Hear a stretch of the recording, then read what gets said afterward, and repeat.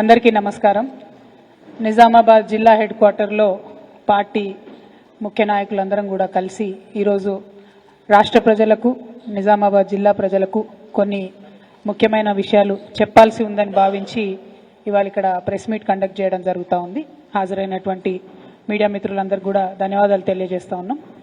గౌరవ మాజీ మంత్రివర్యులు ప్రశాంత్ రెడ్డి గారు, స్థానిక అట్లానే గౌరవ నాయకులు పెద్దలు మాజీ ఎమ్మెల్యే గారు బాజిరెడ్డి గోవర్ధన్ గారు, అట్లానే మేయర్ గారు నీతు కిరణ్ గారు, అలీంబాయి గారు, విఠలరావు గారు, హాజరైనటువంటి తమ్ముడు జగన్ గారు, శిల్పరాజు గారు, అందరికీ పేరు పేరున ప్రతి ఒక్కరికి కూడా హృదయపూర్వకంగా నమస్కారాలు తెలియజేస్తా ఉన్నాను. సీనియర్ నాయకులు కొత్తూరు లక్ష్మారెడ్డి గారు, నవీద్ ఇక్బాల్ గారు, అట్లానే హాజరైన వారందరికీ ధన్యవాదాలు.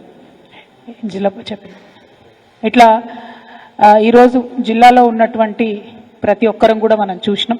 సంక్రాంతి సందర్భంగా చాలా మంచి పని చేస్తున్నామని చెప్పి ఒక అనౌన్స్మెంట్ చేసి మన ఎంపీ గారు ధర్మపురి అరవింద్ గారు, పీయూష్ గోయల్ గారు, అట్లానే బండి సంజయ్ గారు, మరి ఇక్కడ జిల్లాలో ఉన్నటువంటి ఇద్దరు బీజేపీ ఎమ్మెల్యేలు అందరూ కూడా కలిసి సంక్రాంతి రోజు పసుపు బోర్డు ప్రకటించడం జరుగుతూ ఉన్నది. పసుపు బోర్డు ప్రకటనను మనస్ఫూర్తిగా మేము స్వాగతిస్తూ ఉన్నాం. ప్రకటించినటువంటి విధానం పట్ల డెఫినెట్గా అభ్యంతరాలు ఉన్నాయి. కేవలం ఒక బీజేపీ పార్టీ కార్యక్రమంలా చేసినారు తప్పితే కేంద్ర ప్రభుత్వం రాష్ట్ర ప్రభుత్వంలో ఉన్నటువంటి ప్రజాప్రతినిధులందరినీ ఇన్వాల్వ్ చేసే విధంగా కార్యక్రమం చేయకపోవడం కొంచెం బాధాకరం. ఎందుకంటే ఏ ఒక్క ప్రోటోకాల్ కానీ పద్ధతిని కానీ పాటించకుండా బీజేపీ మంత్రులు, బీజేపీ ఎమ్మెల్యేలు కూర్చొని, బీజేపీ ఎంపీ కూర్చొని మరి అనౌన్స్మెంట్ చేయడం జరిగింది. రాష్ట్ర ప్రభుత్వంలో ఉండే వ్యవసాయ శాఖ మంత్రిని కానీ ఎట్లాగే జిల్లాలో ఉన్నటువంటి స్థానిక ప్రజాప్రతినిధులమైనటువంటి మా ఎవరిని కూడా ఇన్వాల్వ్ చేయకపోవడం కొంచెం బాధాకరమే. ప్రజలు కూడా ఈ విషయాన్ని గమనించారని చెప్పి నేను భావిస్తూ ఉన్నాను. ఇవాళ పసుపు బోర్డు గురించి చాలా విషయాలు ఆ రోజు మాట్లాడడం జరిగింది. నిజానికి ఈ పసుపు బోర్డు ఆలోచన చేసినప్పుడు 2014 కన్నా ముందు, ఎన్నికలకు వెళ్లే ముందు నేను పసుపు రైతులందరితో మాట్లాడినప్పుడు ఆల్రెడీ 15-20 ఏళ్ల నుంచి మేము ఉద్యమాలు చేస్తూ ఉన్నాం, కానీ ఎవరు కూడా పట్టించుకుంటలేరు. అప్పటికే అధికారంలో ఉన్నటువంటి 10 ఏళ్ల నుంచి అధికారంలో ఉన్న కాంగ్రెస్ పట్టించుకోలేదు. అంతకుముందు భారతీయ జనతా పార్టీ అధికారంలో ఉన్నప్పుడు కొద్దిగా పాజిటివ్గా స్పందించారు, కానీ మళ్ళీ ఎప్పుడు పట్టించుకోలేదని పసుపు రైతులందరూ కూడా చెప్పడం జరిగింది. చెప్పిన తర్వాత ఆ ఇష్యూ టేకప్ చేసి ఒకవేళ నన్ను మీరు ఎంపీగా గెలిపిస్తే ఖచ్చితంగా నా వంతు ప్రయత్నం చేస్తానని ఆనాడు 2014 కన్నా ముందు పసుపు రైతులకు మాటిచ్చి మరి మేము ముందుకెళ్లడం జరిగింది. మాటిచ్చినట్టుగానే 2014 నుంచి మొదలు పెడితే 2018 జూన్ వరకు, అంటే 2019లో ఎన్నికలు వచ్చినాయి, దాదాపు మళ్ళా ఎన్నికలు వచ్చే వరకు 5 సంవత్సరాలు నేను పార్లమెంట్ సభ్యురాలుగా ఉన్నప్పుడు చేసినటువంటి కార్యక్రమాలన్నీ కూడా ప్రెస్ మిత్రులందరికీ కూడా మరి ఒక 30 డాక్యుమెంట్లు దాదాపుగా మీకు అందించడం జరిగింది.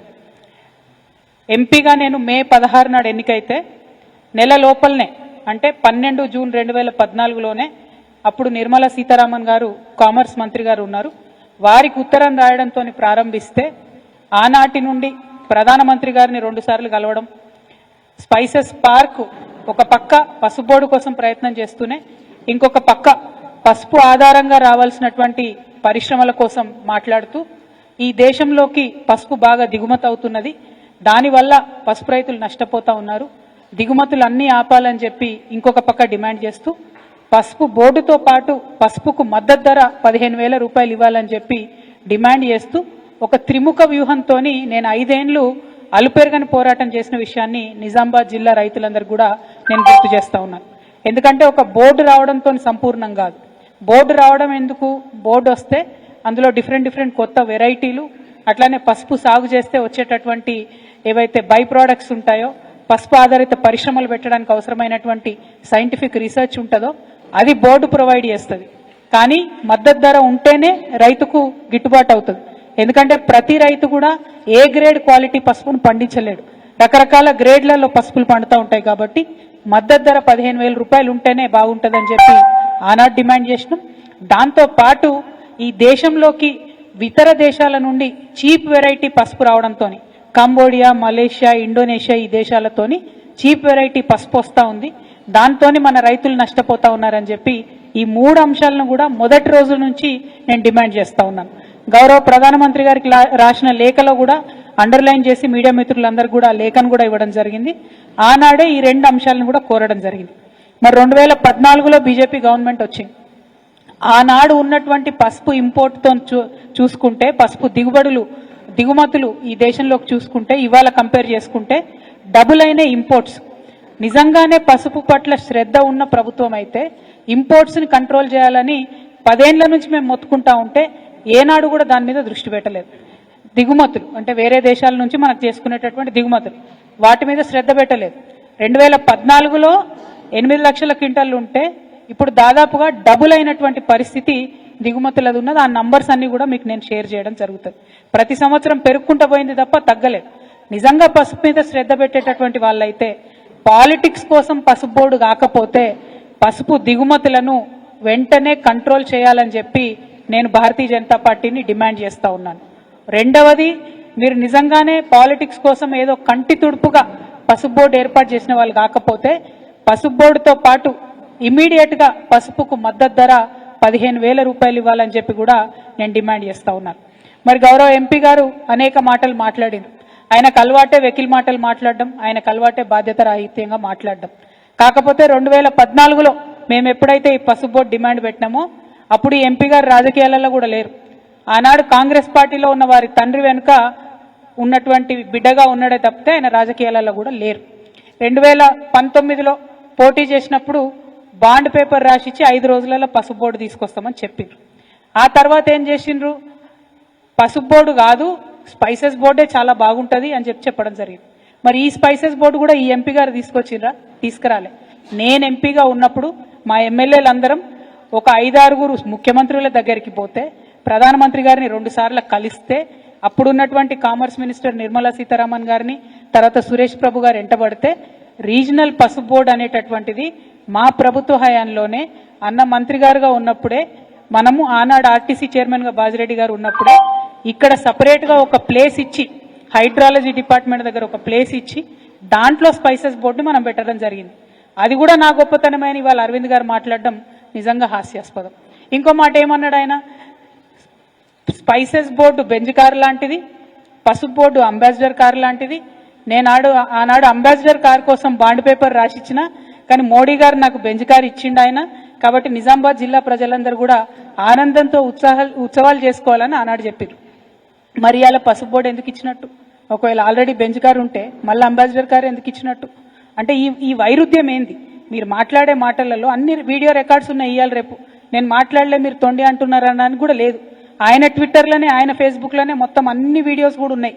ఏది, అరవింద్ గారు వేస్ట్, పసుపు బోర్డు కాలం అయిపోయింది, పసుపు బోర్డు కాలం చెల్లిపోయింది, పసుపు బోర్డుతో అయ్యేది లేదు పోయేది లేదు, కాబట్టే స్పైసెస్ బోర్డు చాలా బాగుందని ఆయన బాకా ఊదిన వీడియోలు అన్నీ కూడా ఉన్నాయి. మరి దాన్ని ఏమంటారు అన్నటువంటిది ఇవాళ బీజేపీ పార్టీ చెప్పాలి. ఎప్పటికప్పుడు ఆనాటి మందమే మాట్లాడి తప్పించుకొని తిరుగుదామంటే ప్రజలు ప్రతి ఒక్క విషయాన్ని గమనిస్తారన్న విషయం రాజకీయాల్లో ఉన్న ప్రతి ఒక్కరం కూడా చూసుకోవాలి. హుందాగా మాట్లాడాలి. మీరు పసుపు బోర్డు తీసుకొచ్చారు, సంతోషం, వెల్కమ్ చేస్తున్నాం. చాలా సంవత్సరాల డిమాండ్, మంచిది, ఇబ్బంది లేదు. కానీ పసుపు బోర్డు ఒక్కటే అంతిమ సొల్యూషన్ కాదు. దీనికి త్రిముఖ వ్యూహం ఉండాలి. ఆ త్రిముఖ వ్యూహంలో ఇంకొకటి, ఖచ్చితంగా పసుపుకు మద్దతు ధర రావాలి. మూడవది, మన దేశంలోకి వచ్చేటటువంటి పసుపు దిగుమతులన్నీ కూడా ఆగిపోవాలి. ఇంకొక విషయం, ఇప్పుడున్నటువంటి కాంగ్రెస్ పార్టీ ప్రభుత్వాన్ని కూడా మేము డిమాండ్ చేస్తూ ఉన్నాం. మేము అధికారంలో ఉన్నప్పుడు గౌరవ పెద్దలు కేసీఆర్ గారు పార్లమెంట్లో మేము 2015లో మాట్లాడి, మరి మాకు స్పైసెస్ పార్క్ ఇవ్వండి, పసుపు ఆధారిత పరిశ్రమలకు అవకాశం ఇవ్వండి అంటే ఆనాడు కేంద్రం రాసిన ఉత్తరం ఉంది, మేము డబ్బులు ఇవ్వము, మీరే డబ్బులు పెట్టుకోండి, మీరే ల్యాండ్ ఇవ్వండి, మీరే పరిశ్రమలు తెచ్చుకోండి అని వాళ్ళు చేతులు దులిపేసుకున్నారు. కేవలం మేము స్పైసెస్ బోర్డు నుంచి మీకు డిపిఆర్ చేసిస్తాం, ప్లాన్ చేసిస్తామని చెప్తే వేల్పూర్ దగ్గర ప్రశాంత్ రెడ్డి గారి ఆధ్వర్యంలో ఆనాడు 42 ఎకరాలు మేము తీసుకొని స్పైస్ పార్క్కి ల్యాండ్ ఇవ్వడం జరిగింది. దాన్ని స్పైసెస్ బోర్డు ఇచ్చినటువంటి డిపిఆర్ ప్రకారం కంప్లీట్గా అభివృద్ధి చేయడం కూడా జరిగింది. ఇప్పుడు ఉన్నటువంటి కాంగ్రెస్ ప్రభుత్వాన్ని మేము చేసే డిమాండ్ ఏంటంటే, అక్కడికి పరిశ్రమలు తీసుకొని రండి, మీరు అక్కడికి పసుపు ఆధారిత వ్యవసాయ ఆధారిత పరిశ్రమలు తీసుకొని రండి. దాని ద్వారా నిజామాబాద్ జిల్లా యువకులందరికీ కూడా ఉద్యోగాలు వచ్చేటటువంటి ఆస్కారం ఉంటుంది. మరి ఇప్పుడు ఉన్నటువంటి ఎంపీ గారిని కూడా డిమాండ్ చేస్తూ ఉన్నాం, నేనేదో రైలు తెచ్చినా, నేను రైలు తెంగానే ధర డబుల్ అయింది, త్రిబుల్ అయింది అని చెప్పి మరి గాలి మాటలు మాట్లాడుతూ ఉన్నారు. పసుపు ధర ప్రతి 3వ సంవత్సరం పసుపు ఎవరు ఏం చేసినా చేయకున్నా బంగారం లెక్క పసుపు ధర పెరుగుతుంది. దాంట్లో ఎవరు చేసేదేం లేదు. కానీ ఎప్పుడైతే డిమాండ్ ఉండదో ఆ సంవత్సరంలో రైతుల్ని మనం ఆదుకోవాల్సినటువంటి అవసరం ఉంటుంది. కాబట్టే మినిమం సపోర్ట్ ప్రైస్ తీసుకురావాల్సిందిగా ఎంపీ గారిని నేను డిమాండ్ చేస్తూ ఉన్నాను. అట్లానే జక్రాన్పల్లిలో అన్న పెద్దన్న బాజిరెడ్డి అన్న గారి ఆధ్వర్యంలో 800 ఎకరాల భూమిని మేము సేకరించి కంప్లీట్గా ఎయిర్పోర్ట్కి సూటబుల్ కండిషన్స్ అన్నీ కూడా క్రియేట్ చేసి దానికి మా ప్రభుత్వం నుంచి లేఖ కూడా రాసినాం. కేసీఆర్ గారు ముఖ్యమంత్రిగా ఉన్నప్పుడే ఎన్ఓసి కూడా రావడం జరిగింది దానికోసం.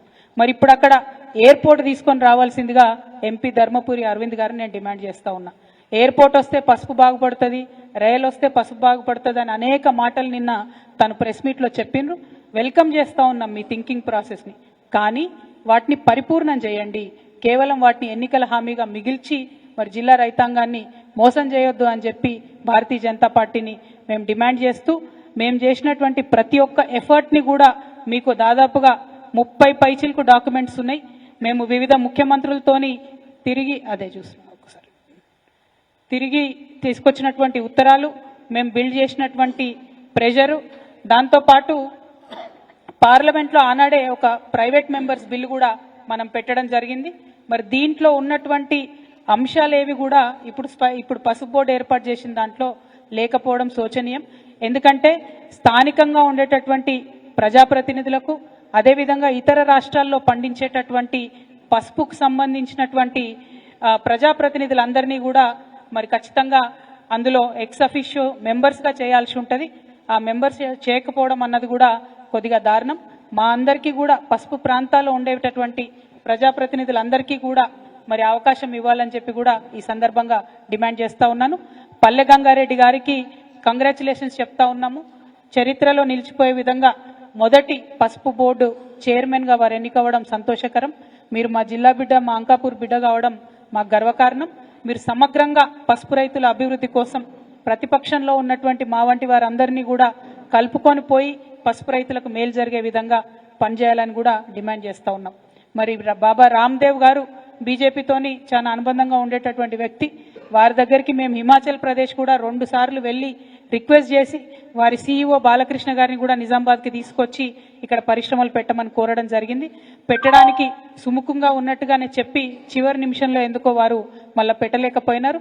మరి ఆ విషయాన్ని కూడా పర్సు చేయవలసిందిగా మేము గౌరవ ఎంపీ గారిని కోరుతా ఉన్నాం. రాజకీయాలకు అతీతంగా పాలక ప్రతిపక్షాల అందరం కూడా కలిసి పనిచేస్తేనే పసుపు రైతులు బాగుంటారు.